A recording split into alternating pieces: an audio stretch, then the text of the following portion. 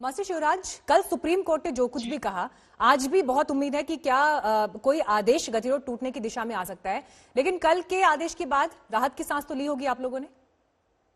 नहीं, बढ़िया है, क्योंकि भारतीय किसान लोक शक्ति की तरफ से भी सुप्रसिद्ध वकील एपी सिंह ने किसानों की बहुत बढ़िया पैरवी की।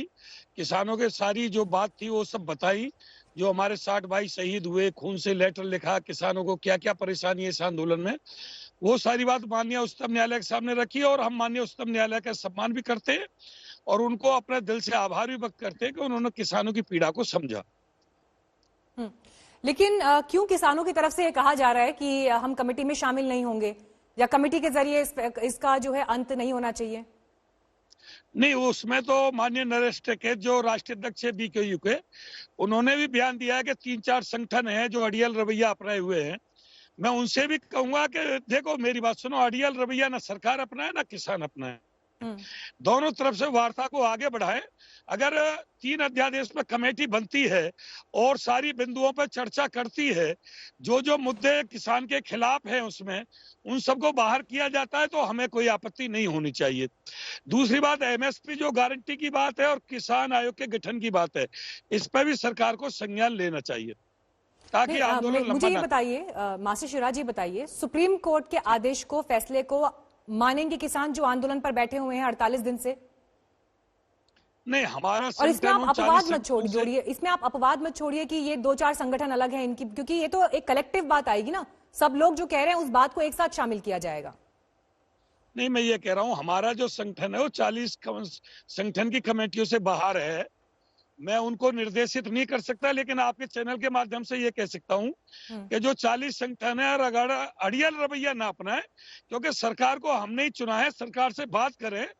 और चूंकि हम भी आंदोलन पे हैं, बराबर उनके सहयोग में आंदोलन कर रहे हैं, इसलिए मैं ये कह रहा हूं कि अगर 3 अध्यादेश पर कमेटी बनती है तो हमको सहर्ष स्वीकार करना चाहिए, कमेटी में बात करनी चाहिए। अड़ियल रवैये से कभी बात नहीं होती।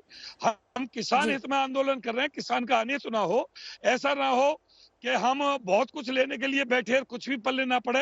अंत में बहुत सारी बात है, किसान आयोग का गठन है और एमएसपी है, इस पे भी बात करते रहे। और जो अध्यादेश में ये बताइए मास्टर शिवराज, 48 दिन से आंदोलन चल रहा है, हमारे साथ पैनल पर खान साहब है, उन्होंने इस बात का जिक्र किया एक सुझाव के तौर पर कि अगर राज्यों को दे दी जाए ताकत कि वो कानून लागू करवाने से लेकर उनका क्या स्टैंड रहता है, ये उनकी स्वतंत्रता है। क्या ये प्रस्ताव जो सरकार की तरफ से भी दिया गया सुझाव, ये मानने के लिए तैयार हैं आप लोग?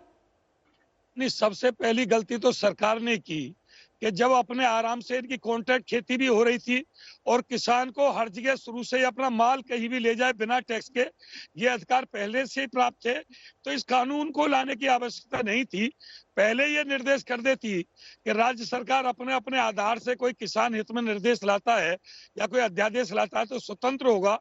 लेकिन मैं मानता हूं कि जो भाजपा शासित प्रदेश हैं, वो जो ऊपर से मोदी जी कहेंगे वो तो वही काम करेंगे, क्योंकि आज पूरे देश में ज्यादातर भाजपा की सरकार है प्रदेशों में, तो जो ऊपर से उनकी हाईकमान निर्देश करेगी वो प्रदेश तो उसी हिसाब से काम करेंगे। खान साहब, जिस बात का जिक्र मास्टर शिवराज यहां पर कर रहे हैं, अब अगर संसद से पास हुए फैसलों को दल के हिसाब से देखा जाने लगेगा कि इस पार्टी ने ये फैसला पास करवाया, इनकी सरकार ने पास करवाया है, तो फिर भूमि सुधार जैसे बड़े विषय, कृषि सुधार जैसे बड़े विषय, ये कैसे हल हो पाएंगे देश में? देखिए, ये बड़ा आसान है, क्योंकि इसमें कम से कम 20 राज्य 22 राज्य इमीडिएटली इसको अडॉप्ट कर लेंगे। बाकी 5-7 राज्य जो हैं वो इनके फायदे देखेंगे। जब इन्वेस्टमेंट आ रहा है इन राज्यों में, जिन्होंने इनको एक्सेप्ट कर लिया है, तो वो राज्य भी धीरे धीरे करके इनको अडॉप्ट करना शुरू कर देंगे। जैसे भूमि अधिग्रहण, तो इससे भी बड़ा इशू था उस टाइम पर, लेकिन आज 3 राज्यों को छोड़कर करीब करीब सभी राज्यों ने उसको अडॉप्ट कर लिया है।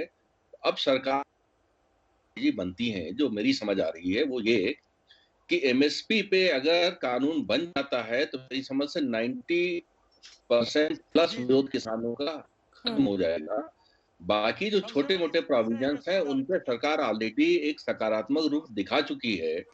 सिर्फ एमएसपी आप एमएसपी पर कानून की बात कर रहे हैं, क्योंकि हमने अब तक जितनी बार भी बीजेपी के प्रवक्ता हमारे साथ पैनल पर आए, उनसे जब हमने ये पूछा कि इसे कानून क्यों नहीं बनाया जा सकता, तो कोई बहुत क्लियर जवाब इस पर नहीं मिला। लेकिन कृषि विशेषज्ञ होने के नाते आप क्या चुनौतियां सरकार के सामने देख रहे हैं, क्या परेशानी हो रही है एमएसपी को कानूनी दर्जा देने में? देखिए, इस पे बड़ा थारो डिस्कशन हुआ था। मैं ये तो नहीं स्पेल आउट करूंगा यहाँ पर कि कौन-कौन बैठे थे, लेकिन बड़ी उच्च स्तरीय बैठक थी जिसमें बहुत थारो पर डिस्कशन हुआ था। एक हम लोगों ने फाइनेंशियल शीट बनाई थी कि क्या इन्फ्लेशनरी ट्रेंड होंगी, कितना इसका इम्प्लीकेशन होगा ट्रेड को और कितना मार्केट डिस्टॉर्शन होगा, एक्सपोर्ट्स पे कितना असर जाने वाला है।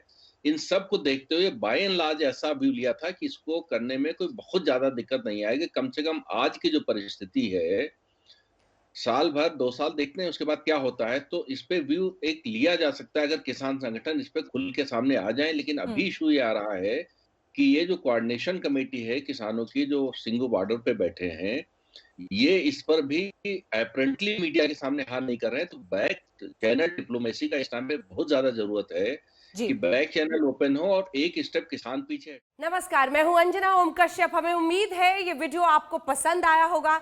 लेटेस्ट खबरों के लिए यूं ही देखते रहिए आज तक और इस वीडियो के पसंद आने पर लाइक, शेयर एंड सब्सक्राइब करना ना भूलें।